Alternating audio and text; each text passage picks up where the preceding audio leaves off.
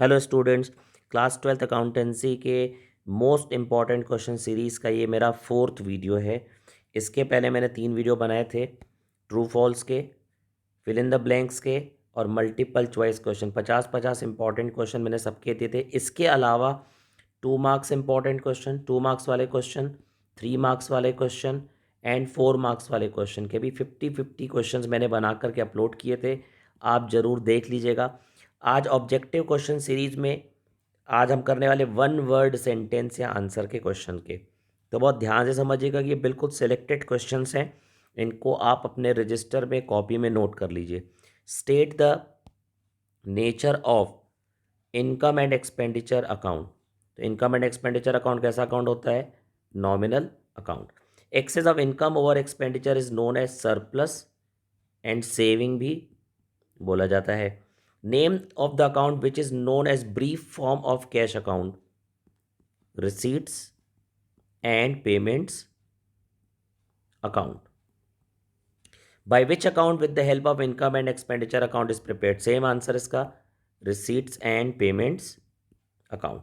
The major source of not for profit organisation is, not for profit organisation का major source क्या है? Subscription, चंदा।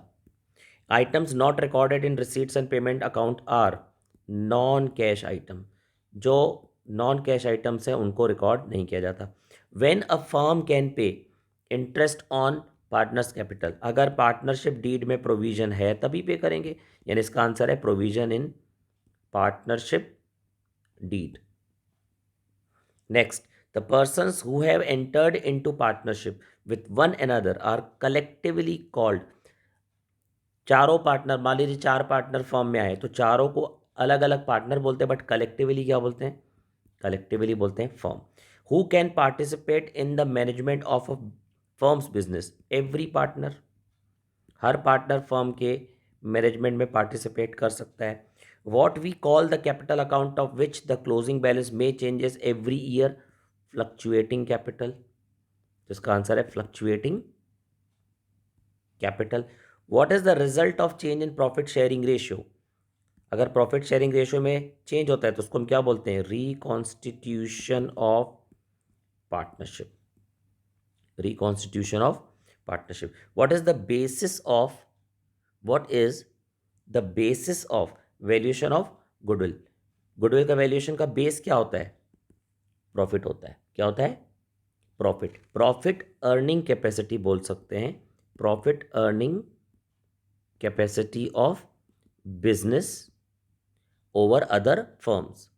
ठीक है। इसके बाद what is normal profit? Normal profit क्या होता है? The rate of return, the rate of return capital employed, the rate of return of capital employed by a normal rate, the rate of return capital employed by a normal rate। Normal profit कैसे निकालते हैं? Capital employed में normal rate of return से multiply करते हैं। Write one reason for retirement of a partner. Partner के retirement के पीछे कोई एक रीजन बताइए। बहुत सारे रीजन है। Due to ill health, ill health की वजह से भी वो फर्म से रिटायरमेंट ले सकता है। When a partner withdraws from the partnership, such situation is known as retirement। जब कोई पार्टनर पार्टनरशिप फर्म से हट जाता है तो उसको हम क्या बोलते हैं? रिटायरमेंट बोलते हैं। Is dissolution of firm necessary on dissolution of partnership? Not necessary. Can a partnership be dissolve without the intervention of court? Yes, बिना कोर्ट के भी हो सकता है। इसके बाद the certificate which is given to share holder is called share certificate, share certificate. इसके बाद the dividend paid during the financial year is called interim dividend, interim dividend. इसके बाद the person who establishes a company is called, जो person company को establish करते हैं उसको क्या बोलते हैं? प्रमोटर बोलते हैं। Sale of forfeited share is called, forfeited share को जब दोबारा कंपनी इशू करती है उसको बोलते हैं री issue of shares. Can forfeited shares be reissued at discount? Yes, why not, कर सकते हैं। Can a debenture be forfeited? No. Debenture holders received, क्या रिसीव करते हैं? Interest. Debentures which are transferable by mere delivery are called bearer debentures. क्या बोलते हैं? Bearer debentures. Remember, ये आ चुका है पिछले साल। Name the debentures which may be redeemed only at the time of winding up, उसको हम बोलते हैं irredeemable, irredeemable debentures, right. Irredeemable debentures बोलते हैं उसको हम। Name the statement discloses the financial position of a business on a particular date. Particular date को जो फाइनेंशियल स्टेटमेंट बताते हैं इसको क्या बोलते हैं? बैलेंस शीट बोलते हैं। Under which heading stock is shown in the balance sheet? Current assets. Current assets heading के अंदर क्या करते हैं? शो करते हैं। इसके बाद insolvency of all the partners leads to which type of dissolution? बहुत इंपॉर्टेंट क्वेश्चन है। सभी पार्टनर अगर इंसॉल्वेंट हो जाए तो उसको हम क्या बोलते हैं? ऐसी सिचुएशन में कंपलसरी हो जाता है कि फर्म को बंद कर देते हैं, compulsory dissolution. Where total cost is equivalent to total sales, उसको हम बोलते हैं break even point, break even point. इसके बाद which statement shows the items of financial statement at one place of two और मोर देन टू पीरियड, तो उसको हम क्या बोलते हैं? Comparative statement. कंपेरेटिव स्टेटमेंट में हम क्या करते हैं? दो या दो से ज़्यादा पीरियड के डेटा को क्या करते हैं? कंपेयर करते हैं, comparative statement.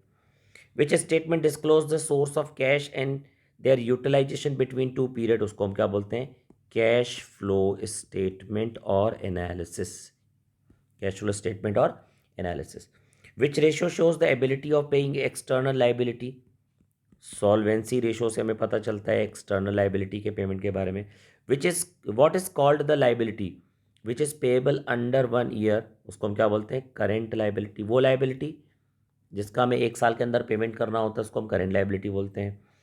Name the item which increase the income but not increases the cash. Accrued income, income earn तो कर लिए बट हमने रिसीव नहीं किए, इसलिए कैश पे कोई फर्क नहीं पड़ा, but not increases the cash. Similarly name the item which decreases the profit but cash does not outflow. Profit तो डिक्रीज हो जाएगा लेकिन कैश का आउटफ्लो नहीं होगा, उसको हम क्या बोलते हैं? आउटस्टैंडिंग एक्सपेंसेस, ठीक है।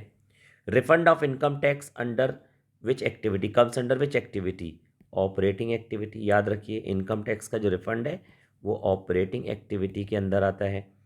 Payment of dividend, payment of dividend to share holder comes under in which activity? Financing activity. Financing activity के अंदर क्या आता है? पेमेंट ऑफ डिविडेंड आता है। इसके बाद the excess of current assets over current liability is called working capital, working capital. इसके बाद in debtors turnover ratio, debtors are related with credit sales. Credit sales का कनेक्शन किससे होता है? डेटर से होता है। In which form a company can prepare balance sheet? Company अपना बैलेंस शीट वर्टिकल फॉर्मेट में बनाती है, तो इसका आंसर है वर्टिकल फॉर्म। इसके बाद how the cost of goods sold is calculated? Cost of goods sold को कैसे कैलकुलेट करते हैं? Net sales minus gross profit, net sales minus gross profit. Document issued for long term loans are called debentures. Long term loan के लिए जो document issue किया जाता है उसको क्या बोलते हैं? Debentures. Where would you transfer the profit on re issue of forfeited share? Forfeited share को जब हम री इशू करते हैं तो उस पर जो प्रॉफिट होता है उसको हम किस में ट्रांसफर करते हैं?